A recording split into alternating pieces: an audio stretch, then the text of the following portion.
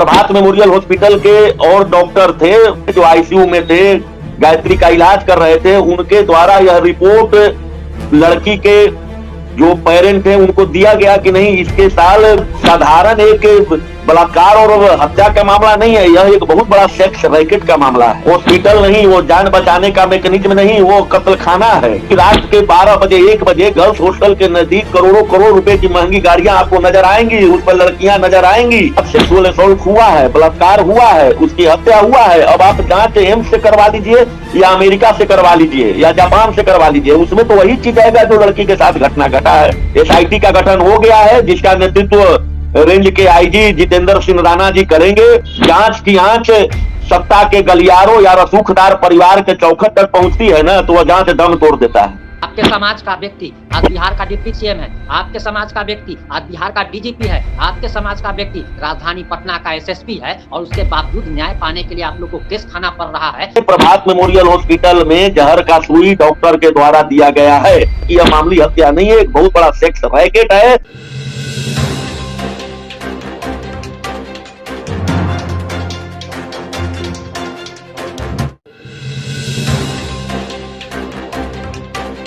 बिहार की बेटी जहानाबाद की रहने वाली गायत्री, जो कि पटना में रहकर नीट की तैयारी कर रही थी, उसकी एक प्रकार से बेरहमी से कह सकते हैं कि हत्या कर दी गई। और आज हमारे साथ बात करने के लिए भूमिहार टाइगर और अपने पूरे जीवन को समाज सेवा में समर्पित करने वाले पुष्कर नारायण सिंह जी जुड़े हैं। सबसे पहले स्वागत है आपका भैया। जी धन्यवाद।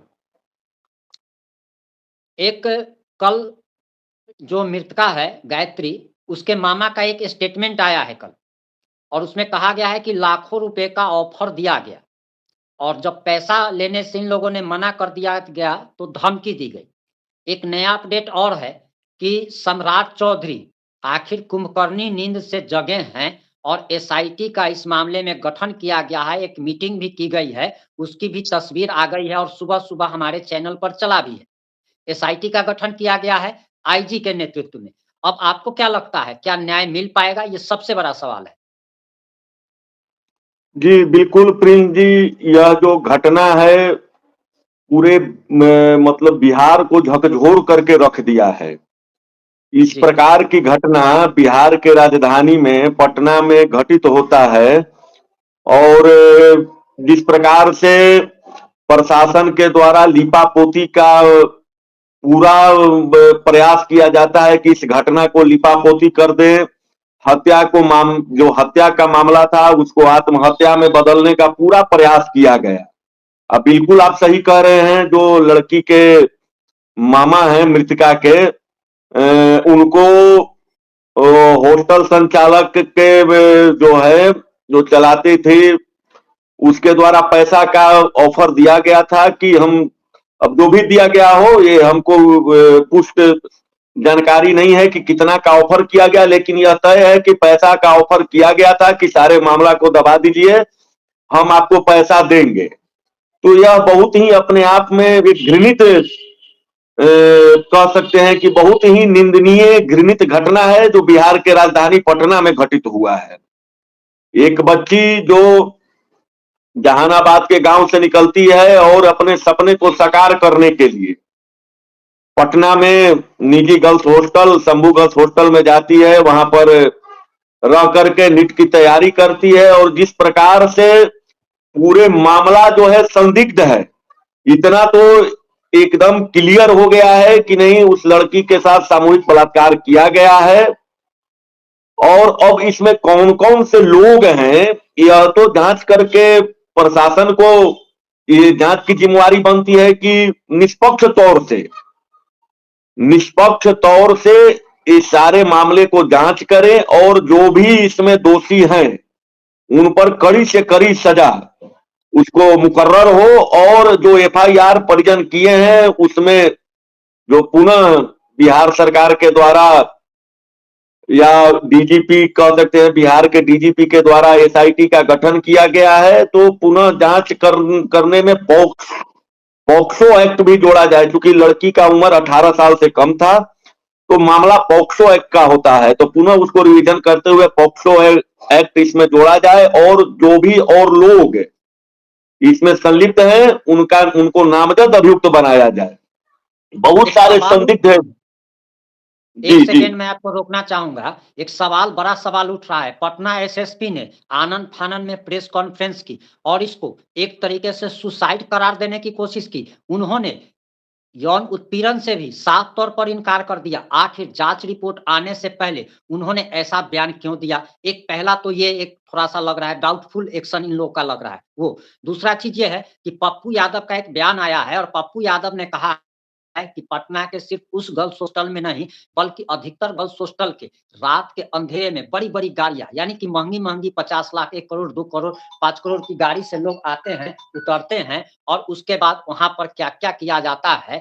तो ये सब आपको नहीं लग रहा है कि पहले से जो सब कुछ ग्राउंड पुलिस की तरफ से किया गया, एक तरीके से अपराधी को बचाने की कोशिश, सबूत को मिटाने के लिए पर्याप्त समय दिया गया? और तो आपको लगता है कि ये सब जो एक्टिविटी है, कहीं न कहीं बहुत बड़े-बड़े सफेदपोश लोग हैं इसमें? जी, बिल्कुल बिल्कुल प्रियंक जी, जितनी बातें आप रखे वो सारी बातें एकदम 100% सही है। पहला मामला जो जब लड़की अपने अब कमरे से अचेत अवस्था में पाई गई तो बिना पुलिस को रिपोर्ट किए हुए हॉस्पिटल में भर्ती करा दिया गया। उसके बाद भर्ती होने के लगभग 2 दिन बाद पुलिस को रिपोर्ट किया गया।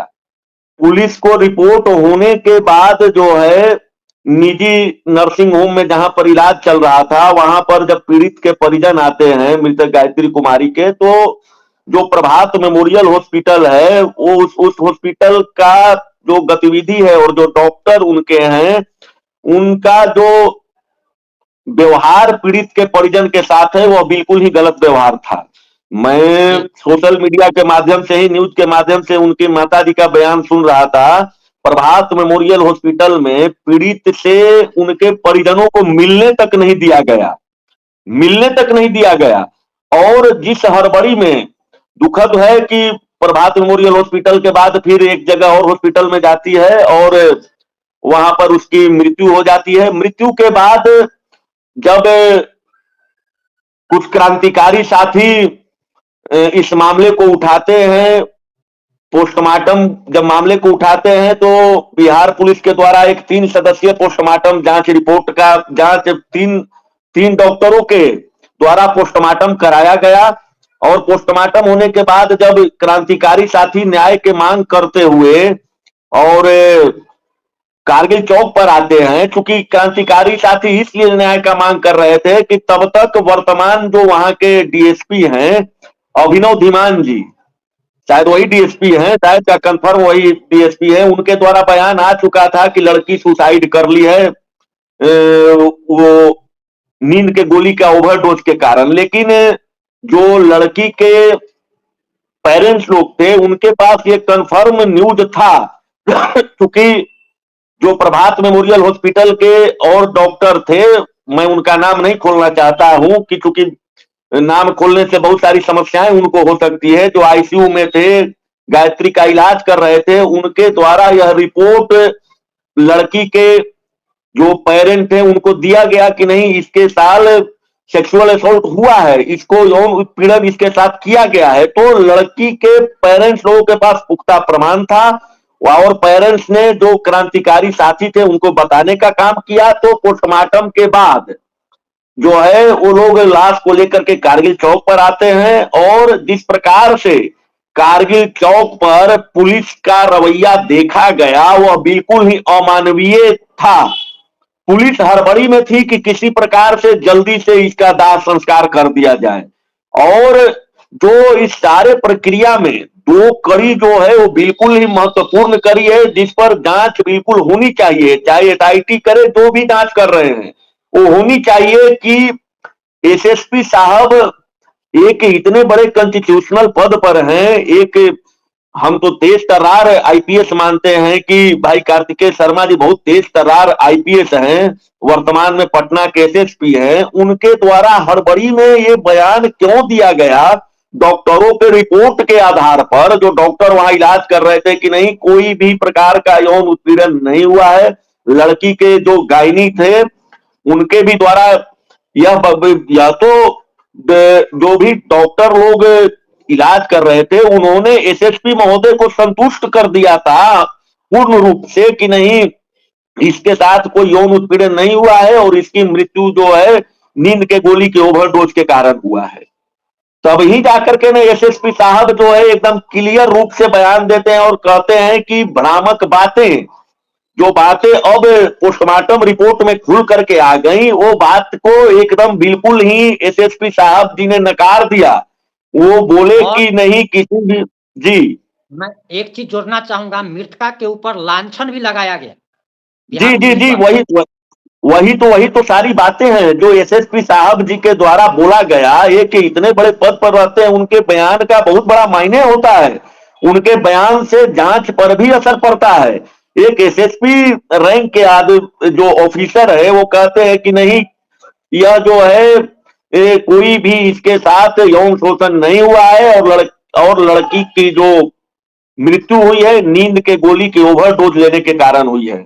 वहां पर एक दो पत्रकार लोग पूछे भी कि लड़की के शरीर पर खरोच मिला है, तो बोले कि नहीं, ये भ्रामक बातें हैं, ये सिर्फ भीड़ को उकसाने वाली बातें हैं। जो लोग राजनीतिक रूप से फायदा लेना चाहते हैं उन्होंने यह झूठा अफवाह फैलाया। तो अब एसएसपी साहब जी इस पर अब क्या कहेंगे, क्योंकि जांच रिपोर्ट तो आ गया है, पोस्टमार्टम रिपोर्ट तो आ गया है, सबके सामने है, उसमें तो यह बातें खुल करके आई है कि मृत्यु से पहले यौन शोषण से इनकार नहीं किया जा सकता है। लड़की के शरीर पर गंभीर चोट के निशान है, उनके निजी अंगों पर भी चोट के निशान है, नाखून से खरोचा गया है। इसका मतलब कि जो लड़की है प्रतिकार की है। और जो नींद की गोली की बात आती है तो हमको तो लगता है, देखिए प्रिंस जी, यह साधारण एक बलात्कार और हत्या का मामला नहीं है, यह एक बहुत बड़ा सेक्स रैकेट का मामला है। अगर इस पर एक चीज बताइए, थाना प्रभारी, डीएसपी और एसएसपी पर तत्क्षण कार्रवाई होनी चाहिए थी, अभी अब तक क्यों नहीं हो पाई? और ये लोग इतनी हड़बड़ी में क्यों थे? इसको बताने में ये लोग लगे हुए हैं, इनके ऊपर जांच क्यों नहीं होनी चाहिए? सबसे पहला कार्रवाई तो उस हॉस्पिटल पर होना चाहिए जो प्रभात मेमोरियल हॉस्पिटल है, उसको तत्काल प्रभाव से सील कर देना चाहिए। वो हॉस्पिटल नहीं, वो जान बचाने का मैकेनिज्म नहीं, वो कत्ल खाना है।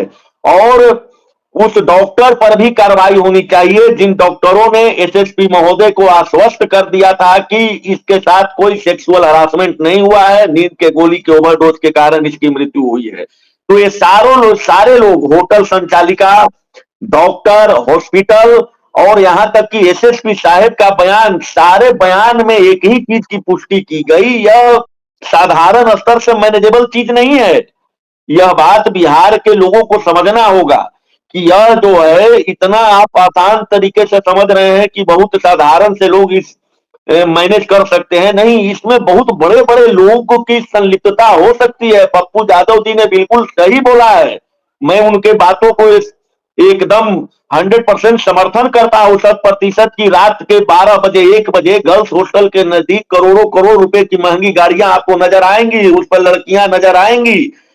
तो गर्ल्स हॉस्टल के माध्यम से बहुत बड़ा इस शहर में सेक्स रैकेट जो है वो सक्रिय है और वो गर्ल्स हॉस्टल के नाम पर वो लोग धड़ल्ले से इस धंधा को चलाने का काम कर रहे हैं। तो यह भी मामला हो। जी बताइए प्रिंस जी। मैं एक चीज आपको रोकना चाहूंगा, एसएसपी साहब को सबसे पहले तो माफी मांगनी चाहिए थी। इनको शर्म नहीं आ रही है। ये क्या कह रहे हैं कि पीएमसीएच का जो पोस्टमार्टम रिपोर्ट आया है, अब ये कह रहे हैं, जब इनसे कल पत्रकारों ने सवाल किया कि आप तो पहले कह रहे थे कि ऐसी कोई बात नहीं है, अब तो पोस्टमार्टम रिपोर्ट में आ चुका है, तो इन्होंने फिर भी नहीं उसको स्वीकार किया और कहा कि एम्स के रिपोर्ट का हमें इंतजार है और एम्स का रिपोर्ट आ जाएगा। यानी कि कहीं ना कहीं अभी तक भी एसएसपी साहब को यह आभास नहीं हो पा रहा है कि हम गलती कर चुके हैं और उस गलती को ढकने के लिए वो लगातार गलती कर रहे हैं। जी जी जी, देखिए लड़की के साथ सेक्सुअल असॉल्ट हुआ है, बलात्कार हुआ है, उसकी हत्या हुआ है। अब आप जांच एम्स से करवा लीजिए या अमेरिका से करवा लीजिए या जापान से करवा लीजिए, उसमें तो वही चीज आएगा जो लड़की के साथ घटना घटा है। उसमें आप कहीं से ले लीजिए। अब अपनी कमियां को छुपाने के लिए आप एक झूठ को सच साबित करने के लिए कितने झूठ पर झूठ बोलिएगा, यह तो अब सब बिहार के जनता के सामने की बात है। जो लोग न्याय के मांग कर रहे थे उन्हीं पर मुकदमा कर दिया गया। कितना घृणित बात है, कितना शोचनीय बात है, जहां पर आप हत्यारे को पकड़ने का, अपराधी को पकड़ने का जुगत जहां पर करना चाहिए था, वहां पर जो लोग न्याय के मांग कर रहे थे उस पर आप मुकदमा कर दिए। तो बहुत सारा चीज है जो है एक बहुत रैकेट की ओर इशारा कर रहा है कि इसमें बहुत सारे रसूखदार लोग इन्वॉल्व हैं।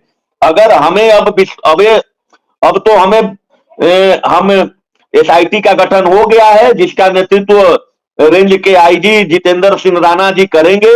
एक बहुत सुलझे हुए ऑफिसर है, कड़क ऑफिसर है। अब हम उन्हीं से न्याय की उम्मीद रखते हैं कि जितेंद्र राणा साहब आप जो है एकदम निष्पक्ष रूप से जांच करिए और जो भी जितने भी रसूखदार लोग हैं उनको आप कटघरे में लाइए। उनका जो भी लोग हैं जिन्होंने दरिंदगी की है उनको उन पर कठोरात्मक कार्रवाई करते हुए और कठोर से कठोर दंड मिले। ऐसे तो जान जाइए प्रेम जी की इस बिहार में जब जांच की आंच सत्ता के गलियारों या रसूखदार परिवार के चौखट तक पहुंचती है ना, तो वह जांच दम तोड़ देता है। वह जांच दम तोड़ देता है। और प्रथम चरण में तो यही हुआ ना कि जांच दम तोड़ दिया। अगर लोग रोड पर नहीं आते, लोग सोशल मीडिया पर नहीं आते, आप जैसे न्यूज वाले लोग खुल करके इस मामला को नहीं उठाते, तो मामला तो रफा दफा हो चुका था। मामला तो लेकिन हत्या का आत्महत्या में बदल दिया गया था। कितनी शर्म की बात है कि लोकतंत्र में अपने देश में न्याय मांगने के लिए केस खाना पड़ता है। कितनी शर्म जी की बिल्कुल बात। बिल्कुल। और सबसे बड़ा शर्म की बात है कि जो लोग बिहार में बेटी बचाओ बेटी पढ़ाओ का नारा देकर के सत्ता में आए थे, उनका चोंच तब तक नहीं खुला जब तक यह साबित नहीं हो गया कि नहीं ये आत्महत्या नहीं हत्या का मामला है, गैंग रेप का मामला है, बहुत बड़ा षड्यंत्र का मामला है, तब इनके द्वारा बयान आ रहा था। नहीं तो इधर 3-4 दिन में ये लोग तो चूड़ा दही खाने में व्यस्त थे। ये लोग सत्ता का सुख लेने में व्यस्त थे। इन लोगों के द्वारा कहीं भी कोई भी जी मैं आपको एक सेकंड रोकना चाहूंगा। मेरे मन में ये सवाल अब आ गया है और हो सकता है कि मेरा सवाल कड़वा है और आपको बहुत बुरा लग जाए, लेकिन अब आप इसका जवाब दे दीजिए और इससे सब जातियों को सीखने को मिलेगा, ना सिर्फ उस जाति को जिस समाज से आप आते हैं। आप ये बात बताइए कि आप जिस जाति से आते हैं उस जाति का कोई अगर आईपीएस बन गया, आईएएस बन गया, कोई मंत्री बन गया, विधायक बन गया, तो आप लोग अपना पूरा एकदम पीठ थपथपाते हैं उसका फोटो लगा करके। क्या फायदा है आपको? आपके समाज का व्यक्ति आज बिहार का डिप्टी सीएम है, आपके समाज का व्यक्ति आज बिहार का डीजीपी है, आपके समाज का व्यक्ति राजधानी पटना का एसएसपी है और उसके बावजूद न्याय पाने के लिए आप लोग को केस खाना पड़ रहा है। तो थोड़ा भी तो आप लोग को इस सब से बचना चाहिए और अपनी गलती पर आप लोग गलती करते हैं, हम तो कहेंगे गलती करते हैं, पीठ थपथपाते हैं, आईएएस बन गया, आईपीएस बन गया, क्या फायदा है आपको? डिप्टी सीएम बन गया, क्या फायदा है आपको? आपके समाज को, आपकी बच्ची को न्याय मिल रहा है? क्यों करते हैं आप लोग? इसका जवाब जरा जी दे दीजिए। बिल्कुल प्रिंस जी, आपका कहना यह 100% सही है। ऐसे मामले में जाति आधार पर जोड़ना ही नहीं चाहिए, क्योंकि अपराधी का कोई जाति नहीं होता। और कितने सारे लड़कियां, हम तो कहते हैं कि कितने सारे लड़कियां इस रैकेट में अभी भी फंसी हुई हैं। कितनी सारी लड़कियां, हम अपनी बात को, आप क्वेश्चन पूछने से पहले हम अपनी बात को और रखना था, जो हम नहीं रख पाए वो हम आपके पास रख रहे हैं। ऐसा भी संभव हो सकता है कि हॉस्टल में जहां पर वह पीड़ित लड़की रहती थी उसके खाने में नींद के गोली का दवा मिला दिया गया हो या नशीली पदार्थ मिला दिया गया हो और उसके साथ रेप किया गया हो और उसका वीडियो बाजाप्ते बना लिया गया हो। उसके बाद लगातार उसको उस वीडियो के आधार पर ब्लैकमेलिंग किया जाता हो, या कहीं अफसर, कहीं अधिकारी, कहीं और बड़े बड़े रसूखदार लोगों के पास बिठाया जाता हो। तो इससे कहीं मतलब नकारा नहीं जा सकता है कि इस प्रकार की घटनाएं हो रही हैं। और बहुत सारे मामलों में लड़की जो है वो आत्महत्या कर ले रहे हैं। बहुत सारी लड़कियां इस ट्रैप में अपना इज्जत बचाने के डर से, बदनाम होने के डर से, अपनी फैमिली के प्रतिष्ठा बचाने के डर से बात को खोलती नहीं है और इस ट्रैप में फंस जाती है। तो इस पॉइंट पर भी जांच होना चाहिए। दूसरा पॉइंट जो है कि लड़की के जो परिजन ने एक गंभीर प्रश्न चिन्ह खड़ा किया है कि उसको हॉस्पिटल में, प्रभात मेमोरियल हॉस्पिटल में जहर का सुई डॉक्टर के द्वारा दिया गया है। तो इस बात से भी इनकार नहीं किया जा सकता है कि जहर का सुई नहीं दिया गया हो। और वही यूरिन टेस्ट में निकला है कि जो भरमाया गया लोगों को कि नींद के गोली का ओवरडोज, तो नींद का जो गोली है वो ओपन मार्केट में बिना डॉक्टर के प्रिस्क्रिप्शन से मिलता ही नहीं है, वो पूर्णतः अवैध है। डॉक्टर का पुर्जा के बिना नींद का गोली आपको दवा दुकान पर नहीं मिलेगा। तो आखिर वो दवा कहां से ली, किस मेडिकल स्टोर से ली, वो डॉक्टर का प्रिस्क्रिप्शन कहां है, ये सारी बातें जो है एसएसपी साहब क्लियर करें ना, ये सारी बातें क्लियर करें।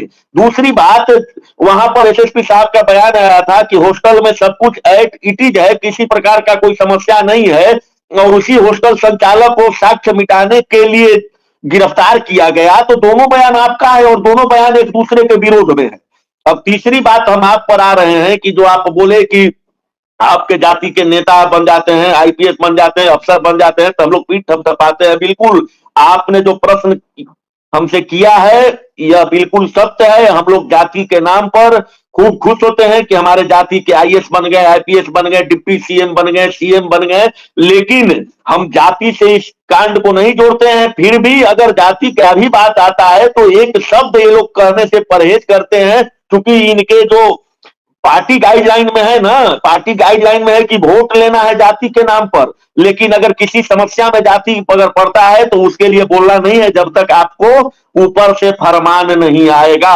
और यही चीज इस कांड में हुआ है। जब हमारे साथी, हमारे लोग इस मामला का उद्भेदन कर दिए, तब जाकर के इन लोगों का चोंच खुला है। और फिर भी एक मंत्री महोदय का बेतुका बयान आया है कि भाई बिहार में प्रशासन राज्य कायम है, बिहार में सुशासन राज्य कायम है। कौन सी सुशासन राज्य है, ये कौन से लोग हैं, एक ऐसी प्रशासन है कि एक हत्या को आत्महत्या बनाने बताने में लग गया, साबित कर दिया। अगर डॉक्टरों का रिपोर्ट नहीं आता तो मामला तो दब चुका था। अगर हमारे साथी रोड पर नहीं आते, खुद पर मुकदमा नहीं कराते, तो इस मामला का उद्भेदन नहीं होता है, होता। और फिर भी आपको जांच रिपोर्ट पर विश्वास नहीं है, तो अब इससे बड़ा दुख की बात क्या हो सकती है, इससे बड़ा दुख का बात हो क्या सकता है। सरकार से, डीजीपी से आप लोग इस बात का मांग कर रहे हैं क्या कि मुकदमा जो किया गया है इसे वापस लिया जाए?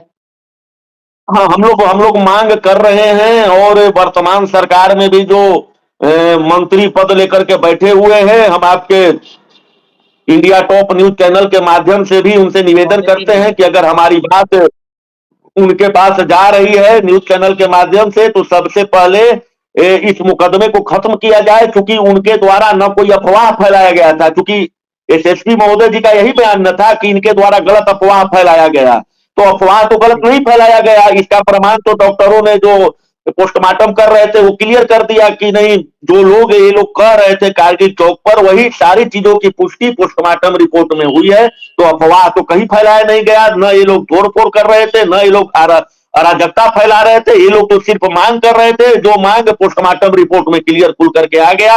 और जो ये लोग मांग कर रहे थे उसी बिंदु पर अब एसआईटी जो है अपना कदम आगे बढ़ा रही है। तो ये लोग कहां गलत थे, इनका मांग कहां गलत था, अफवाह कहां था। ये सारी बातें जो है ना बहुत बड़ा षड्यंत्र की ओर इशारा कर रहा है। और मैं फिर वही कहूंगा आपके न्यूज चैनल के माध्यम से कि यह मामूली हत्या नहीं है, एक बहुत बड़ा सेक्स रैकेट है। और इसमें जितने भी डॉक्टर लोग इलाज किए हैं और पुलिस को भरमाने का काम किए हैं कि कोई सेक्सुअल असॉल्ट नहीं हुआ है, उन सारे डॉक्टरों का तत्काल प्रभाव से लाइसेंस रद्द करके प्रभात मेमोरियल हॉस्पिटल को सील कर देना चाहिए, सील कर देना चाहिए। उन तमाम लोगों पर कार्रवाई होनी चाहिए जिन्होंने गलत रिपोर्ट दिया, जिन्होंने गलत तरीके से पुलिस का को भरमाने का प्रयास किया, जिन्होंने जांच को एक अलग दिशा में मोड़ने का प्रयास किया गलत गलत रिपोर्ट दे करके। उन तमाम लोगों को, वो लोग सामने हैं, उनका नाम कोई अज्ञात में नहीं है, उन तमाम लोगों को जो डॉक्टर हैं उनका लाइसेंस रद्द हो। एकदम हम जोरदार तरीके से मांग करते हैं कि उनका लाइसेंस रद्द हो, उस हॉस्पिटल को सील कर दिया जाए, उस हॉस्पिटल का जांच हो, उस पर बुलडोजर एक्शन हो, तब जाकर के बिहार की जनता को विश्वास होगा कि नहीं सरकार जो है कार्रवाई कर रही है। अन्यथा आप दिखावा सिर्फ मत करिए। बहुत सारे मामले हैं बिहार में जहां पर एसआईटी का गठन हुआ, जहां पर सीबीआई तक जांच किया और मामला सिफर हो गया। आप शेल्टर होम का भी मामला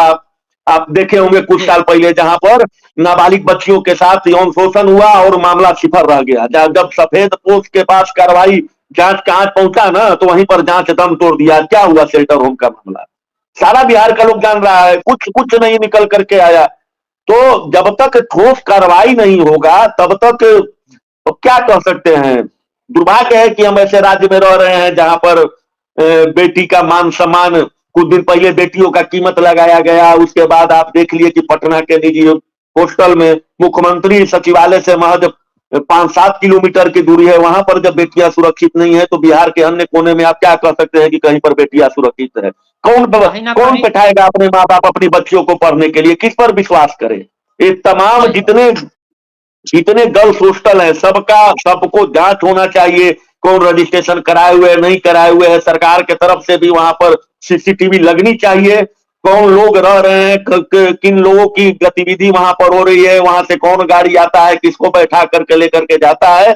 क्योंकि मैं पुनः दोहराना चाहता हूं कि गर्ल्स हॉस्टल के माध्यम से इस शहर में सेक्स रैकेट फल फूल रहा है, रिंजी फल फूल रहा है। यह मामला बलात्कार और हत्या का ही नहीं, एक बहुत बड़ा सेक्स रैकेट का भी है। अगर पुलिस सही मायने में जांच करती है तो सारे मामले का खुलासा हो जाएगा, हमें विश्वास है। हम उम्मीद करते हैं कि सरकार तक आपकी बात पहुंचेगी, पीड़िता को न्याय मिलेगा और इसके साथ ही साथ जिन भी लोगों पर एक तरीके से फर्जी तरीके से मुकदमा किया गया है, उस मुकदमे को वापस लिया जाएगा। आपने जी अपना बिल्कुल कीमती वक्त बिल्कुल दिया, इसके वापस। लिए आपका बहुत-बहुत धन्यवाद। धन्यवाद। बिल्कुल मुकदमा वापस होना चाहिए उन लोगों को जिन्होंने जिन्होंने न्याय के लिए लड़ाई लड़ा। बिल्कुल यह मुकदमा वापस होना चाहिए। उनका लड़ाई साबित हो गया पोस्टमार्टम रिपोर्ट में कि जो वो लोग मांग कर रहे थे वो सारा चीज सत्य था, कहीं से भी किसी को भड़काया नहीं गया, उकसाया नहीं गया। उन्होंने सत्य बात के लिए आवाज उठाया और वो असत्यता पोस्टमार्टम रिपोर्ट में प्रमाणित हुआ। जी धन्यवाद।